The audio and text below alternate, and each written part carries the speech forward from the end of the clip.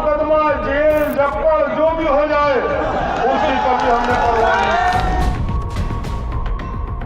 कानपुर के लोगों, आपने हमको अगर यहाँ रोक लिया, विधायक बना के भेज दिया, तो हम ऐसा माहौल पैदा करेंगे कि अगर मैं इलाहाबाद में भी रहूं तो आपको लगेगा देख मेरे चौखट पे खड़ा है मेरे दरवाजे।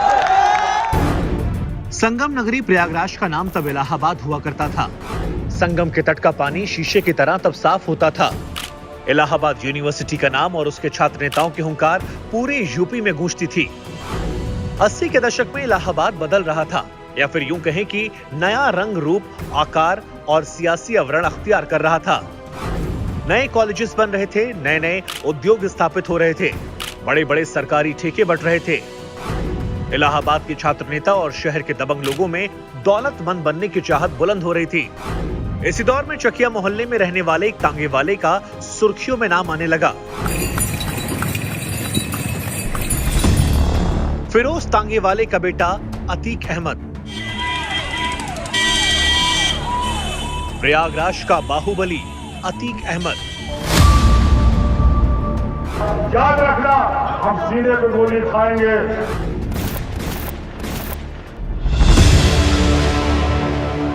नमस्कार, स्वागत है आप सभी का हमारी स्पेशल सीरीज बाहुबली में। मैं हूं आपके साथ पूर्णिमा मिश्रा।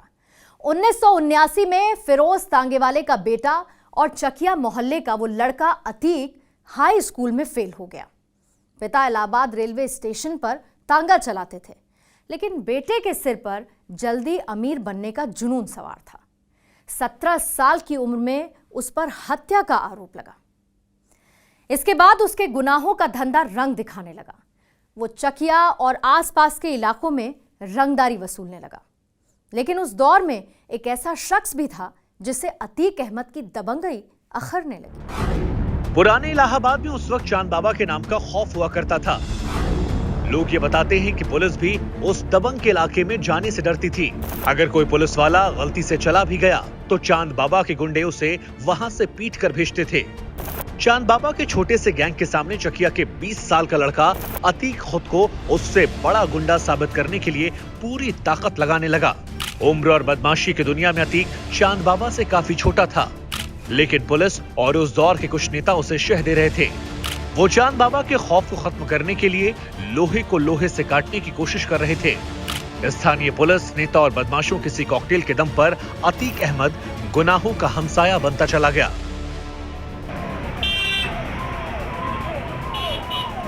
बाहुबली और 80 से ज्यादा मुकदमों में आरोपी अतीक अहमद के दर्जनों किस्से हैं।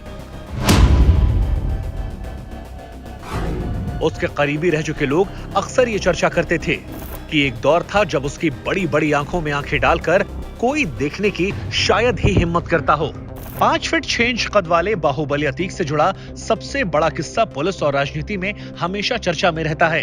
ये कहते हैं कि गुनाहों की दुनिया में जाने के कुछ ही दिनों बाद उसने राजनीतिक गठजोड़ इतना ज्यादा मजबूत कर लिया था कि एक बार जब उसे पुलिस उठा ले गई तो उसने वो कर दिया जिसकी उम्मीद किसी को भी नहीं थी। बात 1986 की है। उस समय उत्तर प्रदेश में वीर बहादुर सिंह की सरकार थी और प्रधानमंत्री थे राजीव गांधी। चकिया के अतीक अहमद का गैंग पुलिस के लिए एक बड़ा सरदर्द बन चुका था। पुलिस अतीक अहमद और उसके लड़कों को गली गली ढूंढ रही थी। एक दिन पुलिस वालों ने अतीक अहमद को उठा लिया, लेकिन पुलिस उसे थाने नहीं ले गई। किसी को कानो कान खबर नहीं चली कि आखिरकार क्या हुआ। सबको लगा कि अतीक अहमद का काम खत्म हो गया है, लेकिन तभी दिल्ली से एक फोन आया। अतीक से जुड़े लोग उस घटना के बारे में बताते हैं कि प्रयागराज में रहने वाले कांग्रेस सांसद को पूरी खबर दी गई। ये बताया जाता है कि वो सांसद प्रधानमंत्री राजीव गांधी का करीबी था। दिल्ली से फोन लखनऊ आया, लखनऊ से फोन किया गया इलाहाबाद और पुलिस ने अतीक अहमद को छोड़ दिया। पुलिस और नेताओं को ये एहसास भी नहीं था कि अतीक सिर्फ चांद बाबा के लिए नहीं, बल्कि आगे चलकर कानून के लिए चुनौती और सियासत के लिए सिरदर्द बनने वाला था। अतीक अहमद और चांद बाबा के बीच में कई बार गैंग वॉर हो चुकी थी। दोनों ने चुनाव लड़ा, अतीक विधायक बन गया और चांद बाबा हार गया। 1989 में चुनाव जीतने के कुछ ही महीनों बाद चांद बाबा की हत्या कर दी गई। बीच चौराहे भरे बाजार। ये सिर्फ प्रयागराज के पुराने गैंगस्टर की हत्या नहीं थी, बल्कि नए गैंगस्टर के बाहुबल का खूनी उदय था। ये कहते हैं कि पुलिस की शह पाकर अतीक अहमद ने एक एक करके चांद बाबा के पूरे गैंग को खत्म कर दिया।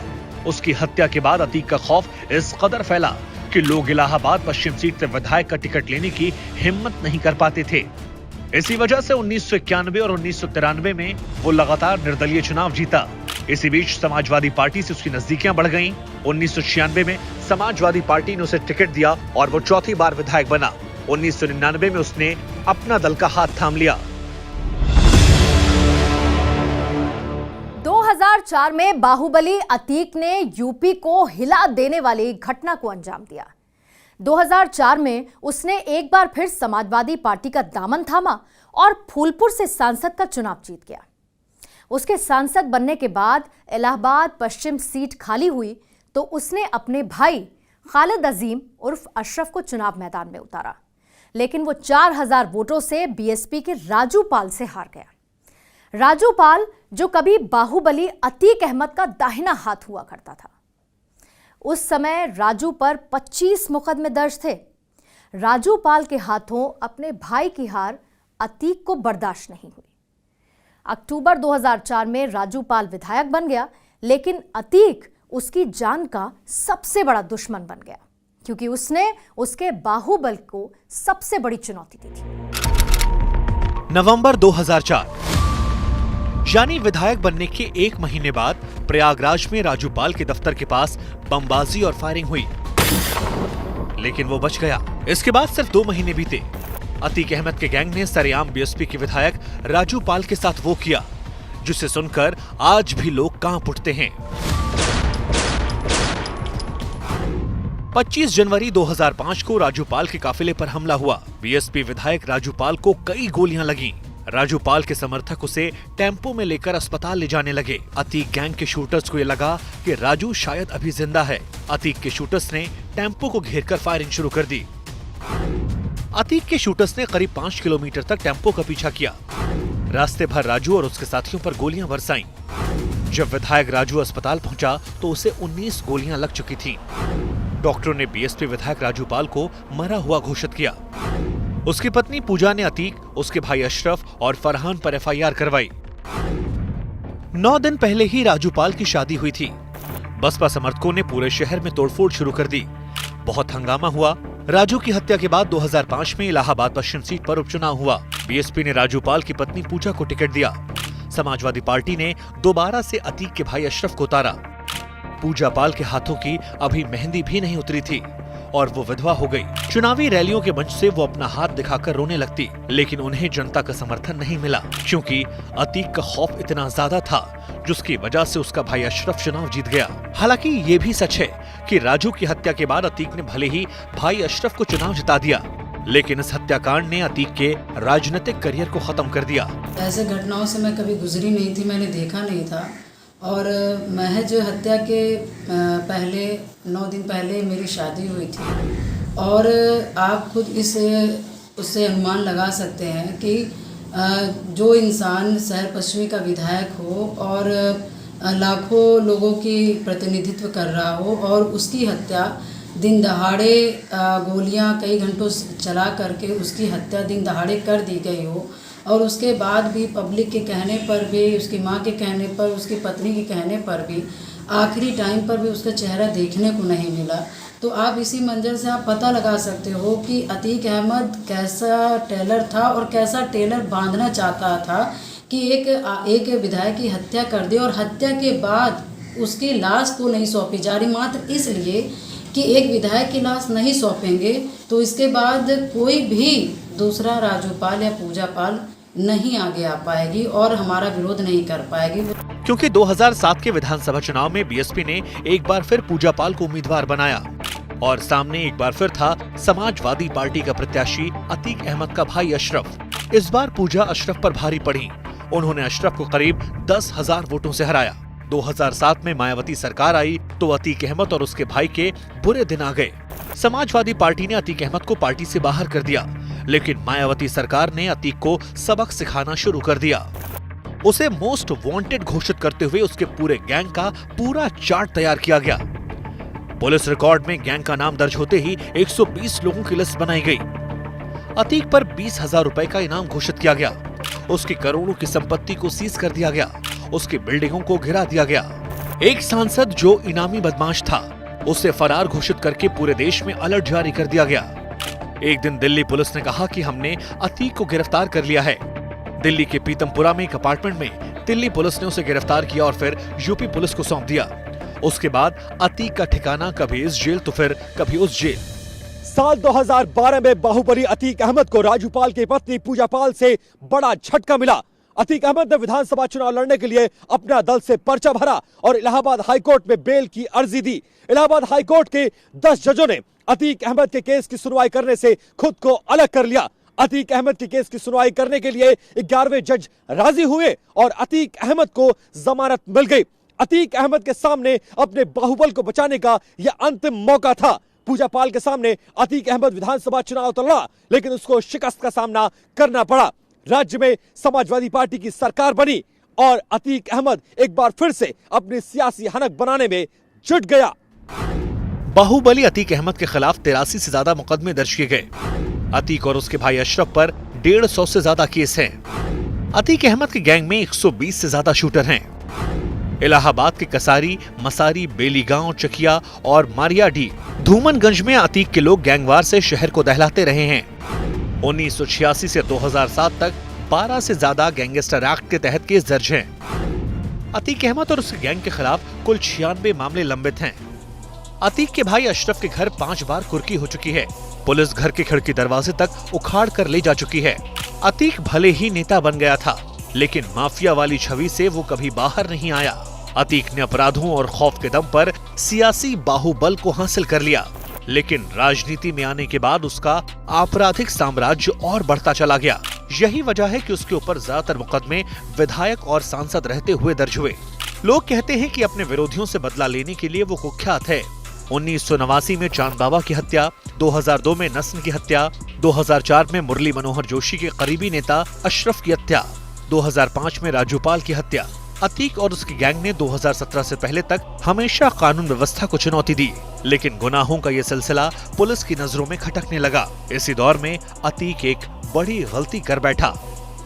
26 दिसंबर 2018 को उत्तर प्रदेश की राजधानी लखनऊ में कुछ गुंडों ने एक बिजनेसमैन को किडनैप किया और लखनऊ से 300 किलोमीटर दूर देवरिया ले जाया गया। वो गुंडे अतीक अहमद के थे और बिजनेसमैन के सीधे देवरिया जेल में एंट्री कराई गई, जहां प्रॉपर्टी विवाद के चलते पहले उस बिजनेसमैन को पीटा गया, फिर सादे कागज पे साइन करवाए गए और उसके बाद इस पूरी घटना का वीडियो बनाकर सोशल मीडिया पर वायरल कर दिया गया। अतीक अहमद ने सरकार बदलने के बाद भी इतना बड़ा कांड इसलिए किया गया ताकि उत्तर प्रदेश के जराइम की दुनिया में उसकी हनक और उसका खौफ बरकरार रहे। देवरिया के जेल में अतीक अहमद ने जो कुछ किया वो उसकी सबसे बड़ी भूल साबित हुई। इस घटना के बाद उसे देवरिया से बरेली सेंट्रल जेल भेज दिया गया, लेकिन वहां की जेल प्रशासन ने अतीक को रखने से इनकार कर दिया। लोकसभा चुनावों के मद्देनजर उसे कड़ी सुरक्षा में रखने के लिए प्रयागराज की नैनी जेल में शिफ्ट किया गया। देवरिया जेल कांड का मामला सुप्रीम कोर्ट तक पहुंचा। अदालत ने सीबीआई को केस दर्ज कर जांच करने के आदेश दे दिए। अतीक अहमद और उसके बेटे के अलावा करीब 15 लोगों के खिलाफ मामला दर्ज हुआ। 23 अप्रैल 2019 को सुप्रीम कोर्ट ने यूपी सरकार को यह आदेश दिया कि अतीक अहमद को यूपी से बाहर शिफ्ट किया जाए। 3 जून 2019 को उसे अहमदाबाद की साबरमती जेल में शिफ्ट कर दिया गया। अतीक अहमद को हम लोगों ने माननीय सुप्रीम कोर्ट के आदेश से वहां अहमदाबाद ट्रांसफर किया है। उसके लिए हमने एक टीम गठित की है जो क्षण उसका मॉनिटर कर रही है।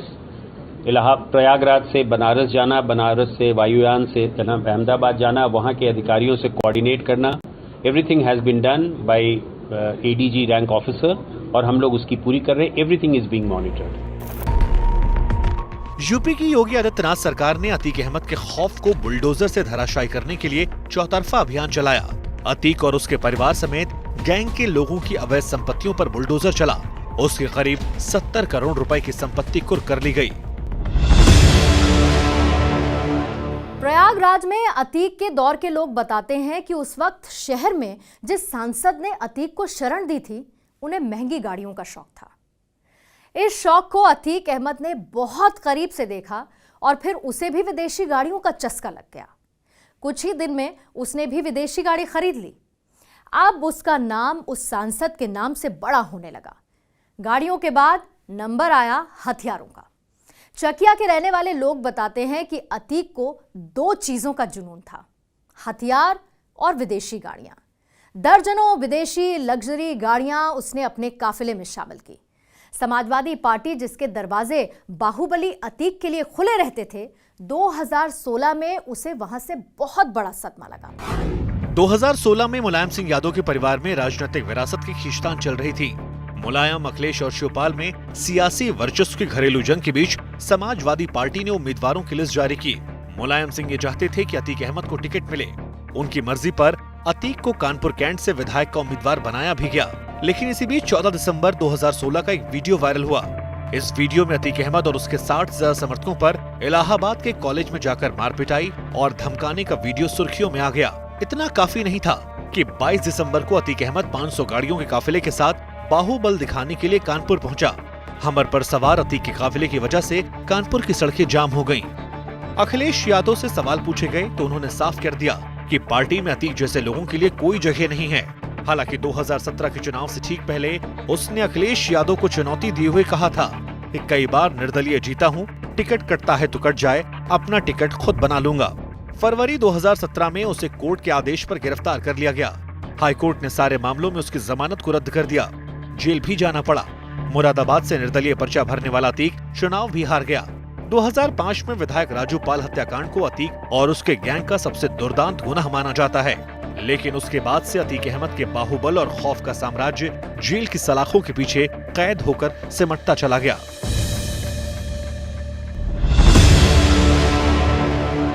बाहुबल की दुनिया बाहर से देखने में जितनी रोमांचक लगती है, अंदर से उतनी ही खोखली होती है, क्योंकि समाज ऐसे लोगों को कभी कबूल नहीं करता जो किसी की हत्या, अपहरण, अवैध वसूली और गैंग वॉर के दम पर खुद को राजनेता बनाने की कोशिश करता है। कुछ समय के लिए भले ही ऐसी चीजें समाज और सियासत को प्रभावित कर सकती हैं, लेकिन राज हमेशा कानून का रहता है। बाहुबलियों का हश्र वही होता है जो अब तक होता आया है। किसी भी बाहुबली की ताकत कानून की ताकत से बड़ी नहीं हो सकती।